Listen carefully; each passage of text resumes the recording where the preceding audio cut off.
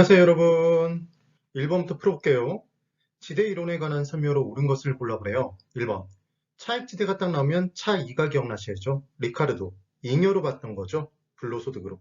토지의 위치를 중요시한 건 뭐였죠? 위치지대설. 튀넨이었죠, 튀넨.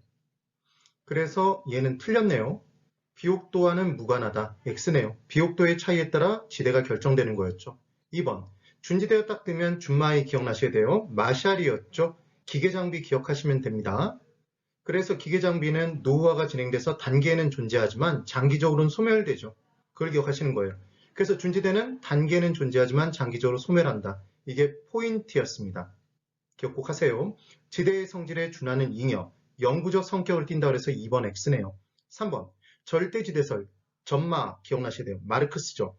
토지의 생산성이 얘가 비옥도예요. 비옥도와 무관하게 토지가 개인에 의해 배타적으로 소유하는 건, 사유화되는 건 누가 끔찍이도 싫어하죠? 마르크스. 기억하시면 돼요. 토지의 소유로부터, 사유화로부터 절대적으로 지대는 발생한다. 무슨 지대설? 절대지대설. 3번이 지금 맞네요. 그 다음 4번. 경제지대는 파레토 지대라고도 했어요. 그래서 파경 이렇게 기억해 보실 수도 있어요. 어떤 생산 요소가 다른 용도로 전용되지 않고 현재 용도에 그대로 사용되도록 지급하는 최소한의 지급액이다 그랬는데 얘는 전용되지 않고 그대로 사용되기 위해서는 전용됨에 따라 올릴 수 있는 수입, 전용 수입 이상은 최소한도로 줘야 되잖아요. 그래서 얘는 전용 수입의 설명이기 때문에 X네요. 5번.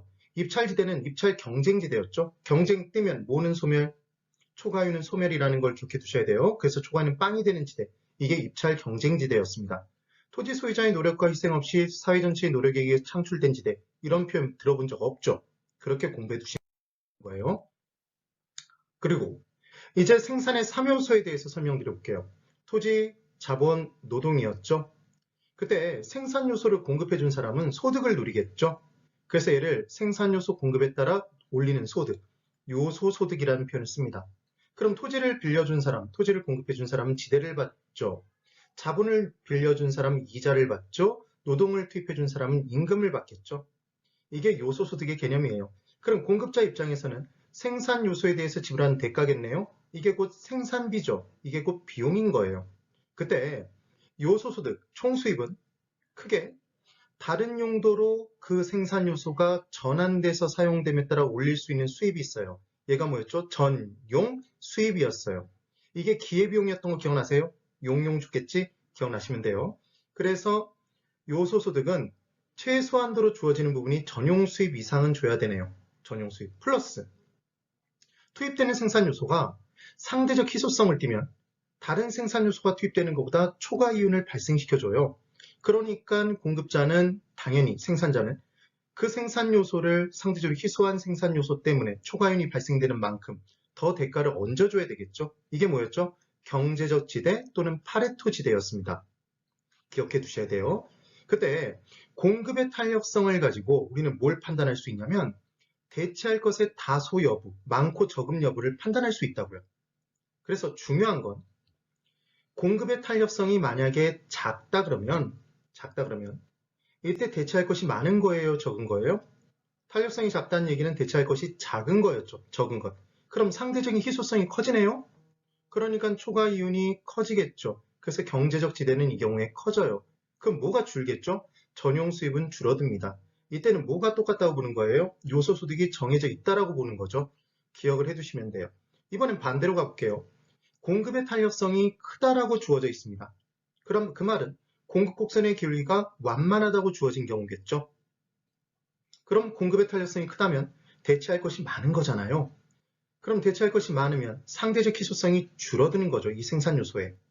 그럼 초과이윤이 줄어들겠네요. 그러니까 경제적 지대는 차지하는 부분이 줄고 전용 수입은 차지하는 부분이 커지는 거죠. 이게 포인트예요. 그래서 중요한 건 토지라는 생산 요소를 대체할 것은 하나도 없잖아요. 그래서 토지는 절대적 희소성을 띈단 말이에요. 그래서 전부 다 토지는 경제적 지대가 된다. 지대가 되는 거죠. 이걸 기억을 해두셔야 됩니다. 그때 외우는 방법. 파레토 지대를 경제적 지대라고도 한단 말이에요. 그래서 우리가 거울이 빠개진 걸, 부셔진 걸 얘를 뭐라고 하죠? 파경이라고 해요. 파경. 그래서 파경으로 기억해 두세요. 그 다음 2번. 지대이론에 관한 설명으로 옳은 것을 모두 고른 것 이렇게 돼 있네요. 이 문제 푸는 요령을 정확하게 기억하셔야 돼요. 기억. 리카르도는 지대 발생의 원인을 비옥한 토지의 희소성과 수학 체감의 법칙이지 체증의 법칙은 절대로 있을 수 없다고 그랬어요. 토지의 질적 차이, 비옥도의 차이였죠. 그때 발생하는 임대료의 차이로 보았다. 맞네요. 그러니까 기억이 5예요. 그럼 기억이 없는 애를 지우는 거죠. 2번과 5번을 지웠어요. 그 다음 니은, 마샬은 준마이죠 여러분. 일시적으로 토지와 유사한 성격을 가지는 생산요소, 기계장비 등이었습니다. 귀속되는 소득을 준지대라고 얘기했었죠. 그래서 단기적으로만 존재하고 장기적으로 소멸돼요. 맞네요. 그래서 니은이 인재 없는 애를 또 지우면 4번이 지워져요. 그럼 1번과 3번을 보시면 지금 디귿은 둘 다 없잖아요. 그럼 디귿을 볼 필요가 없단 말이에요. 그래서 리을을 보면 마르크스는 도시로부터 거리에 따라 농작물의 재배 형태가 달라진다는 점에 차간 수송비의 차이가 지대의 차이를 가져온다고 보았다. 수송비는 위치에 따라 달라지잖아요. 얘는 위치지대설의 설명이었죠. 그래서 지금 틀렸네요. 그럼 리을이 틀린 순간 리을이 들어있는 3번을 지워버리면 답은 1번이 되겠죠. 자, 이제 디귿을 볼게요. 튀레는 한계제의 생산비와 우등제의 생산비의 차이를 절대지대로 보았다. 여러분, 한계제의 생산비와 우등제의 생산비의 차이를 따지는 거 아니죠. 그렇죠? 이 부분이 차액이 아니에요. 생산비의 차이가 아니라 매출액의 차이였죠. 그게 차익지대설이고 절대지대설은 누구의 이론이죠? 마르크스죠. 다 섞어놓고 틀렸네요. 그래서 지금 답은 1번이 됩니다. 그 다음 네, 이제 3번. 다음 이론에 관한 설명 중 옳은 것을 모두 골라보래요. 기억, 호이트 떴어요. 선호하다 기억나시죠? 도시는 전체적으로 원을 반영한 부채꼴 모양, 선호하다. 그래서 선형이론은 부채선자였잖아요. 부채꼴 모양의 형상으로 그 핵심의 도심도 하나이나 교통의 선이 도심에서 방사되는 것을, 방사는 뻗어나가는 거예요. 전제하였다. 그래서 교통망의 축에 누가 위치해요? 고소득층이 교통의 편리함을 누리고 싶으니까 중요한 포인트였어요.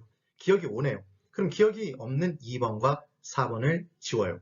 니은, 레슈가 나오면 공업입지론에서 이윤 극대화를 추구하는 원리에 비용을 줄이는 게 배버였잖아요. 그때 그것에 반대해서 무슨 비용이야? 수요를 키우면 되지. 그 얘기였죠. 그래서 수요가 가장 많은 곳에 위치한다. 이게 레슈의 수요콘이었습니다. 그래서 레슈의 수요콘에서는 다 수요만 기억하시면 되죠. 기억나시면 돼요. 그래서 수요 측면에서 기업은 시장 확대 가능성이 가장 높은 지점에 위치해야 된다고 본 거죠. 그래서 니은 5입니다. 그럼 니은이 없는 1번과 3번을 지우면 답은 5번이죠. 자, 이제 디귿. 튀레는 완전히 고립된 고립국을 가정했죠. 그래서 우리 어떻게 외웠어요? 튀는 애는 고립된다. 그럼 고립된 나라에서는 제조업하면 굶어 죽죠. TV를 뜯어먹고 살 수는 없으니까. 농업 활동을 한다고 그랬잖아요. 농사 짓는다고. 그래서 농업 입지론이었습니다. 이게 서양의 입지론의 시초였죠. 기억나세요? 그래서 어떤 이론이 티넨의 고립국 이론에 영향을 안 받았다 그러면 걔는 X. 어떤 이론이 티넨의 고립국 이론에 영향을 끼쳤다고 해도 X라는 걸 꼭 기억을 해두셔야 돼요. 그래서 이곳의 작물 재배 활동은 생산비, 수송비에 영향을 받았던 거죠. 그래서 티넨의 고립국 이론, 위치 지대설에서 지대의 계산 어떻게 했었죠? 이게 기억나시면 돼요. 남는 것의 계산은 팔고 받은 금액 매출액에서 생산하는 데 들어간 생산비 빼고 시장까지 나르는 데 드는 수송비를 빼면 그게 남는 거였다. 그런데 위치별로 수송비가 달라지니까 위치별로 뭐가 달라진다? 지대가 달라진다. 토지 임대료가. 이게 위치지대설이잖아요. 입지교차지대설.